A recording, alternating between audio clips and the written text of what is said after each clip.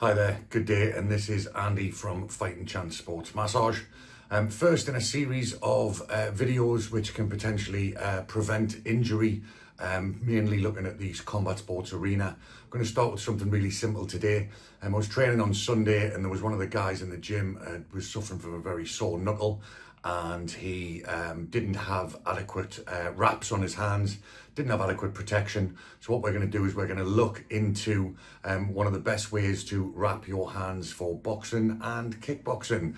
Now, I'm going to caveat this by saying that this was something that was shown to me about 15 years ago. There was actually another video on YouTube. I can't remember the name of the guy that did it. So if you are the guy that made this video about 15 years ago and showed me how to do it, then please put something in the comments. But if not, at the moment, there is a big thanks going out to the anonymous instructor who showed me how to do this about 15 years ago. And so what we're about to do is we're about to show you how to wrap the hands for boxing or Muay Thai, any combat sport. And this is what we call the 5-4-3-2-1 method of hand wrapping, which has been popularized from Thailand. Okay, so here what we're going to do, we're going to show you how to wrap the hands for boxing, Muay Thai, kickboxing, any combat sport you want. As you can see, I'm starting with a very, very large wrap.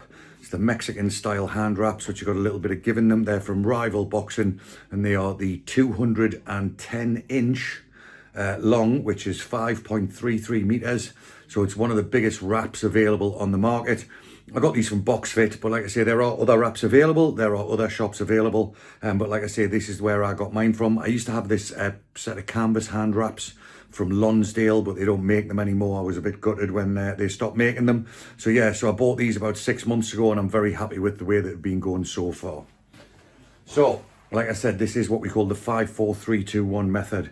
So we're going to make a pad for the knuckles. We're going to go round the knuckles, round the wrist, round the thumb, in between the fingers. Okay, so first things first, we need to make a pad for the knuckles. So this is the 5 parts. So we're going to make a 5-layer pad. So that is 1 layer, 2 layers, 3 layers, 4 layers, and 5. So that makes a 5-layered pad for the knuckle itself. So you put them across the knuckles, hold in place with the thumb, and then what we're going to do is we're then going to begin to wrap the knuckles. So we're going to go around the knuckles 4 times. So again, hold in place with the thumb. Once you've actually got the first wrap in, you can then you can then kind of adjust the pad a little bit to make sure that it's properly covering the knuckles and it's in the best possible position. And then also, so then that's the second wrap, the third wrap, and the 4th wrap. So we've been around 4 times. So the pad was 5, the wraps are 4. Just make sure you give a little tug at the every time that you do it, because like I say, these wraps have got a little bit of give in them. There is a little bit of stretch in them. And then we go down to around the wrist. Now what I like to do, we're going to go around the wrist 3 times.